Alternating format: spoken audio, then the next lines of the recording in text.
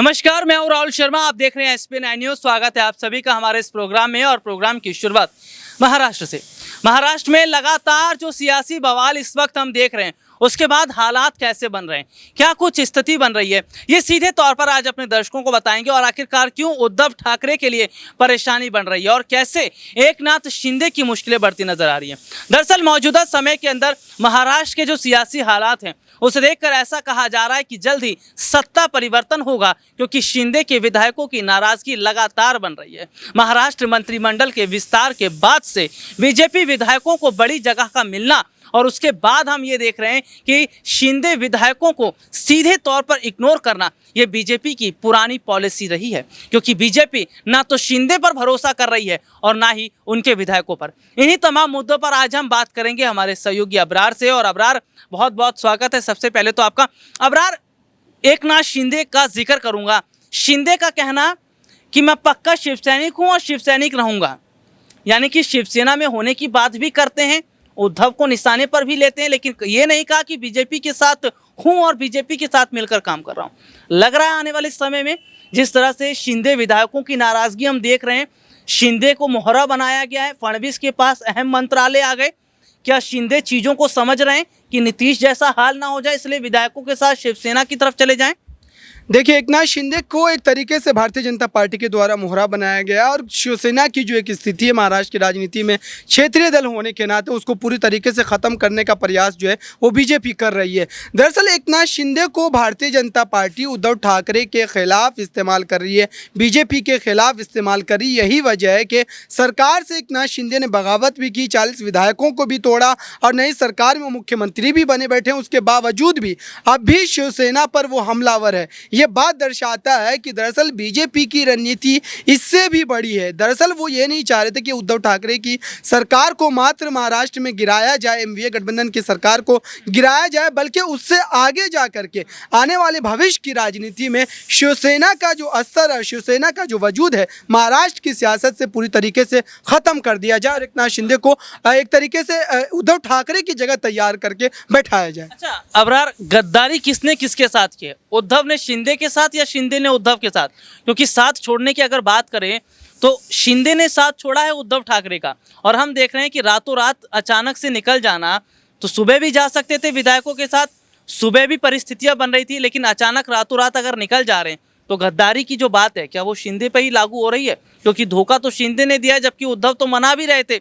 देखिए, एकनाथ शिंदे पर ये बात इसलिए साबित होती है क्योंकि एकनाथ शिंदे को अगर इस सरकार से अगर पहली नाराज़गी थी, तो वो जब 2-2.5 साल पहले जब इस सरकार के सारे फॉर्मूले तैयार किए गए थे, शरद पवार के द्वारा एमवीए गठबंधन के निर्माण की बात कही जा रही थी, तभी वो अपनी ये सारी बातें कह सकते थे। लेकिन 2 साल के बाद सरकार जब उनकी बन गई थी, 2 सालों तक सरकार चल गई, उसके बाद अचानक से आपको ये प्रतीत होता है कि दरअसल ये गठबंधन जो है बाला साहब ठाकरे की विचारधाराओं के विपरीत जाकर के हुआ है। अच्छा, लालच और पैसा नहीं ले गया शिंदे विधायकों को? बिल्कुल, इसी बात पर मैं आ रहा था कि दरअसल विचारधाराओं की बात जैसे उनकी तरफ से की जा रही थी कि उद्धव ठाकरे ने बाला साहब ठाकरे के विचारों से समझौता कर लिया, या उनके विचारों को रौंद करके वो एनसीपी और कांग्रेस जैसी पार्टियों से गठबंधन में शामिल होकर के मुख्यमंत्री का पद जो संभाल रहे थे। तो ये एक तरीके से सिर्फ सियासी बयानबाजी आप इसको कह सकते हैं, क्योंकि एकनाथ शिंदे ने लालच और पद की ही लालसा में उद्धव ठाकरे से बगावत किया और शिवसेना के खिलाफ हो गए। और देखिए कि भारतीय जनता पार्टी ने भी तो बागी मानते हैं कि शिंदे ने बागी तेवर अपनाकर उद्धव के साथ धोखा किया है, और शिवसेना की कमान किसके हाथ में आनी चाहिए? बिल्कुल, एकनाथ शिंदे ने बगावत की है उद्धव ठाकरे के साथ, शिवसेना को बुरी तरीके से निस्तनाबूद करने की कोशिश उनके द्वारा की गई है। और हो सकता है, अभी तो फिलहाल चुनाव नज़दीक है, बीएमसी महाराष्ट्र विधानसभा चुनाव, तो ऐसे में जब उसके नतीजे आएंगे तब कुल मिलाकर के ये बात कही जा सकती है कि दरअसल इस गठबंधन से उन तमाम विधायकों के जाने के बाद असल में शिवसेना का कितना नुकसान हुआ है। अच्छा, बीएमसी चुनाव में लग रहा है कुछ हो पाएगा शिवसेना का? क्योंकि रोल तो देख रहे हैं बीजेपी खत्म कर दे रही है महाराष्ट्र से, क्योंकि उद्धव ठाकरे तो अब लड़ाई इसलिए लड़ रहे हैं कि भाई सिंबल किसी तरह से बच जाए, क्योंकि पूरी तरह से जमीनी स्तर तो खत्म ही हो चुका है।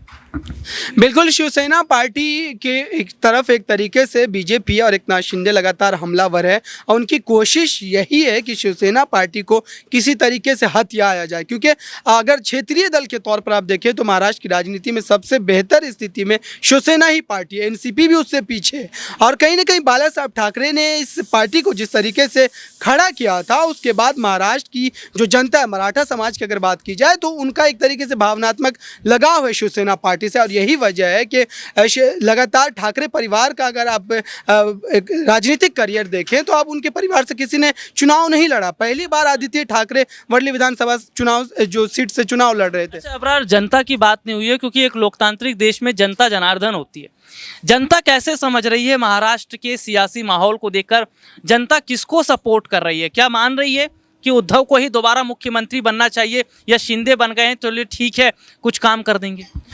देखिए, जनता की जहाँ तक बात है तो जनता अभी भी उद्धव ठाकरे के साथ है समर्थन में, लेकिन उसके बावजूद भी आप देखें कि एकनाथ शिंदे जिस तरीके से बड़े बड़े दावे कर रहे हैं, तो एकनाथ शिंदे की अगर सियासी हैसियत को आप देखेंगे और मापेंगे तो एकनाथ शिंदे को मात्र ठाणे, पालघर, कल्याण जैसे इलाकों में जाना जाता है, उन ज़िलों में जाना जाता है, लेकिन पूरे महाराष्ट्र में एकनाथ शिंदे की उतनी सियासी पहुँच नहीं है।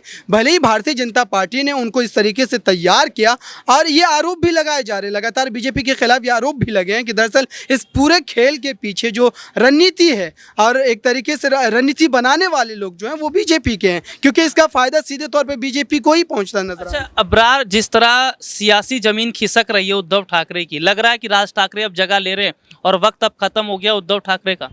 देखिए, राज ठाकरे की सियासत की जहाँ तक बात है तो राज ठाकरे पहले उत्तर भारतीयों की एक तरीके से वहाँ पर महाराष्ट्र में रहने को लेकर के सियासत किया करते थे, लेकिन उनको वहाँ पर कामयाबी मिलती नज़र नहीं आ रही। बीते 1-2 साल पहले उन्होंने अपनी राजनीतिक विचारधारा को एक नई धार देने की कोशिश की और फिर वो बीजेपी की जैसी विचारधारा है उसी से मेल खाती हुई विचारधारा को लेकर के वो राजनीति कर रहे हैं। तो ऐसे में बीजेपी की विचारधाराओं को लेकर के अगर वो आगे बढ़ते हैं तो हो सकता है कि उद्धव ठाकरे की जो वो जगह खाली हुई अभी वर्तमान में महाराष्ट्र की राजनीति में, उसको बीएमसी चुनाव में ये सारी चीज़ें दर्शाती हुई नजर आएगी कि दरअसल राज ठाकरे उद्धव ठाकरे की सियासी ज़मीन में कितनी सेंधमारी कर सकते हैं। सवाल है बीएमसी चुनाव में जीतेगा कौन? सवाल है कि क्या उद्धव ठाकरे की कहानी अब खत्म हो चुकी है?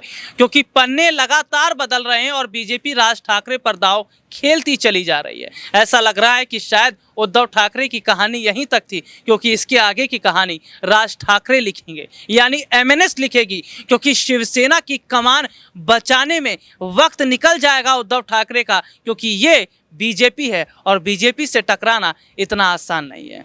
देखते हैं महाराष्ट्र में क्या कुछ रहता है। और फिलहाल आज के इस प्रोग्राम में इतना ही। आपसे दोबारा मुलाकात होगी, तब तक के लिए इजाज़त दीजिए। नमस्कार।